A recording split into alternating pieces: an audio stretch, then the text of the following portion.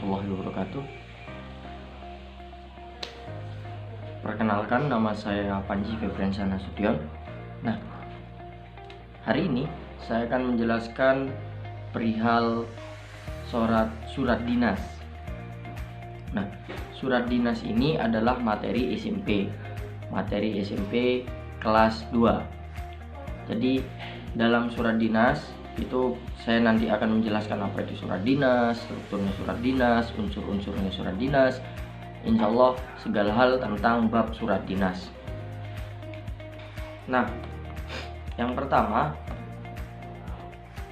apa itu surat dinas? Surat dinas itu adalah surat yang ditulis dalam kondisi atau situasi formal dan untuk kepentingan formal, seperti yang tertera. Nah, maksudnya formal itu apa? Ya formal yang berkepentingan gitu. Jadi sekolah semisal itu adalah kondisi formal. Sekolah ataupun dalam instansi ataupun dalam perusahaan ataupun dalam lingkungan keja itu termasuk dalam situasi formal gitu ya. Nah, ya itu surat-surat yang formalitas gitu. Jadi semisal untuk mengundang acara untuk kiai, untuk guru, untuk dosen, untuk orang-orang penting biasanya menggunakan surat dinas karena situasinya formal. Yang kedua, apa itu fungsi surat dinas? Nah, fungsi surat dinas itu ada 4. Yang pertama adalah sebagai dokumen tertulis. Nah, surat dinas ini bisa dijadikan sebagai dokumen tertulis. Dokumen yang tertulis agar ya menjadi hal yang nanti kita ingat juga gitu. Kemudian sebagai pengingat untuk apabila nantinya memang diperlukan gitu. Dijadikan arsip, biasanya ditaruh di dalam arsip-arsip tertentu gitu ya. Surat-surat yang memang penting, surat dinas itu memang penting ya, karena memang dijadikan arsip oleh instansi tertentu, dijadikan arsip oleh perusahaan tertentu, itu yang membuat penting surat dinas. Kemudian sebagai bukti sejarah instansi. Nah, sebagai bukti sejarah instansi ini sama halnya tadi sebagai arsip. Jadi diarsipkan gitu agar nanti dulu pernah ada surat seperti ini, dulu pernah mengeluarkan surat yang seperti ini. Itu menjadi bukti sejarah bahwasanya instansi ini memang benar-benar aktif dan menggunakan surat dinas. Kemudian sebagai pedoman kerja. Sebagai pedoman kerja ini semisal surat perintah, surat instruksi, surat yang dikeluarkan untuk pegawai-pegawainya, surat yang dikeluarkan untuk murid-muridnya atau dosen-dosennya atau guru-gurunya. Nah, itu adalah fungsi surat sebagai pedoman kerja. Nah, yang ketiga kita akan masuk ke pembahasan tentang struktur surat. Apa sih struktur surat dinas itu? Yang pertama ada kop surat, yang kedua ada nomor surat, yang ketiga ada tanggal dan tempat surat, yang keempat ada lampiran, yang kelima ada perihal, yang keenam ada alamat surat, yang ke-7 ada salam pembuka, yang ke-8 ada isi surat, yang ke-9 paragraf penutup, kemudian yang ke-10 nama dan tanda tangan pihak yang memperkuat, yang ke-11 dan yang terakhir adalah nama dan tanda tangan pengirim atau penulis surat. Nah, bisa dilihat ini adalah kop surat, kemudian ada nomor dan tanggal, jumlah lampiran surat itu ada di sini. Kemudian ada juga alamat surat tertera di sebelah sini, kepada siapa gitu di sini. Kemudian salam pembukanya seperti apa ya, ini salam pembukanya. Kemudian paragraf pembuka ada ini isi surat, kemudian ada paragraf penutup, kemudian ada salam penutup. Jangan lupa salam penutup. Baru yang terakhir itu tanda tangan yang tadi, tanda tangan pengirim, tanda tangan penulis surat. Nah, itu yang terakhir. Ini bisa dilihat contohnya, bisa dilihat di samping secara menyeluruh. dari atas sampai bawah, dari bawah ke atas, dari bawah ke tengah, tengah ke bawah ke tengah lagi. Nah, seperti itu. Kita lanjutkan lagi. Yang pertama, kop surat. Nah, apa saja kop surat yang bagian penting yang digunakan untuk membuat kop surat? Yang pertama, nama lembaga ditulisnya itu kapital. Jadi nama lembaga nih, nama lembaga contohnya seperti ini, itu ditulisnya kapital. Kemudian alamat lembaga ditulis huruf kecil. Letak kop surat itu biasanya di tengah, tapi boleh juga di sebelah pinggir kiri. Kemudian ada kata jalan ini disingkat boleh, tapi disingkatnya menggunakan JLN bukan JL ya. Tapi lebih baik tidak disingkat.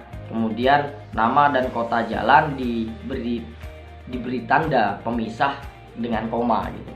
Nama, jalan, surat, nama kota dan jalan gitu. Itu diberi pemisah gitu ya. Kop surat dipisahkan dengan garis horizontal dengan badan surat, dengan isi surat. Jadi nanti setelah kop gitu, nama instansi, kemudian alamat dan sebagainya, itu baru ada garis horizontal memanjang. Nah, seperti contoh ini. Kemudian di tiap baris itu tidak boleh diakhiri dengan tanda titik. Seperti itu. Kita lanjut. Tempat dan tanggal surat. Tipu nih ya. Tempat dan tanggal surat. Tempatnya apabila sudah ada tempat atau wilayah di dalam kop surat, tidak perlu disertakan tempat dan alamat itu di tanggal suratnya. Jadi cuma tanggal aja. Jadi tanggal, semisal surat ini dibuat tanggal 9 Mei 2015. Tidak perlu ada nama tempat, karena tadi di contoh yang tadi ada namanya kan, Jakarta Pusat. Tempatnya itu sudah Jakarta Pusat. Jadi tidak perlu lagi di nomor suratnya dicantumkan Jakarta Pusat seperti itu, tidak. Kemudian penulisan tanggal, bulan, dan tahun tidak diikuti tanda baca apapun. Jadi polos gitu, langsung aja tanggal 9 Mei 2019, cuman dikasih spasi aja. Next, nomor surat. Nomor surat ini terdiri dari klasifikasi keamanan surat, kemudian nomor naskah dalam 1 tahun, kode klasifikasi, kemudian bulan dan tahun terbitnya surat ini. Bisa dilihat ini contohnya. Nah, kurang lebih seperti ini ya. Bisa dipahami sendiri. Kita lanjut saja ya, agar tidak terasa membosankan seperti itu. Nah, dalam alamat surat biasanya kita temukan ada tulisan kepada. Nah, sebenarnya kepada ini tidak perlu, karena akan diganti dengan kata yang terhormat seperti itu. Yang terhormat, kemudian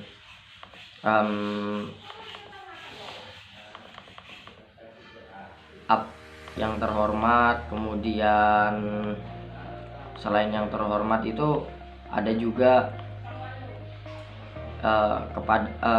ya kebanyakan yang terhormat, cucunda, saudara gitu ya. Ya, seperti itulah. Tidak perlu ada kata kepada.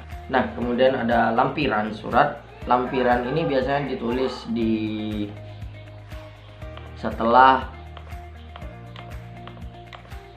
lampiran ditulis setelah nomor. Nah, setelah nomor ada lampiran. Lampiran ini bisa berisi, semisal mau mencantumkan berkas yang lain gitu di belakang, biasanya ditulis 1 gitu, 1 berkas atau 2, atau mungkin mau membuat 1 bendel tulis aja 2 bendel gitu. 1 bendel gitu. 1 helai, 1 saja, 1 eksemplar gitu, misalnya jilid gitu. Nah, itu fungsinya nulis lampiran agar lebih terlihat saja, memang melampirkan berapa hal gitu yang ingin dilihat dan disertakan di dalam surat itu. Semisal surat tugas biasanya lampirannya 1. Karena apa? Karena lampiran 1 ini berisi nama-nama orang yang diperintahkan, untuk apa tujuannya di situ semua. Next, hal atau perihal. Nah, dalam hal atau perihal ini surat itu diedarkan untuk apa? Semisal permohonan izin, halnya, perihalnya itu dituliskan permohonan izin atau yang lain-lain lah. Hal-hal yang lain seperti permohonan kerjasama, nah itu bisa dituliskan seperti itu. Next, isi surat. Nah, dalam isi surat ini, sebelum kita masuk ke hal atau perihal, ada salam pembuka. Jangan lupakan salam pembuka. Nah, salam pembuka ini fungsinya banyak ya. Apabila dalam surat ini fungsinya banyak. Contohnya fungsinya itu sebagai tanda hormat, sebagai menjaga, memelihara relasi gitu, menjaga hubungan silaturahim gitu. Kemudian alat untuk mengenal sifat atau watak dari seseorang atau instansi atau organisasi dalam mengirim surat. Biasanya dalam salam pembuka ini banyak sekali ya macam-macamnya. Itu instansi-instansi menuliskan salam pembukanya. Biasanya salam pembuka ini kalau ditulis dalam Word dimulai dari margin kiri, bukan di tengah-tengah dan tidak pula menjorok ke dalam seperti paragraf, enggak. Jadi mulai margin kiri aja biasa. Nah, kata salam ini dimulai dengan huruf kapital gitu ya. Dimulai dengan huruf kapital, kemudian diikuti dengan huruf kecil. Contoh-contoh salam pembuka biasanya ada dengan hormat, Bapak yang terhormat, salam sejahtera, assalamualaikum, salam bahagia, salam pramuka. Nah, seperti itu tergantung instansi dan organisasi yang mengirim mau seperti apa. Kalau pramuka biasanya salam pramuka gitu. Kalau instansi-instansi Islam itu biasanya assalamualaikum warahmatullahi wabarakatuh. Kalau instansi-instansi yang non Islam biasanya salam sejahtera, salam hormat. Itu biasanya yang benar-benar formal banget. Perusahaan-perusahaan besar itu bisa dengan hormat, salam hormat. Nah, seperti itu biasanya. Next, kita masuk ke isi surat. Isi surat itu terdiri dari 3 alinea. Alinea pembuka, alinea isi, alinea penutup. Contoh-contoh untuk alinea pembuka.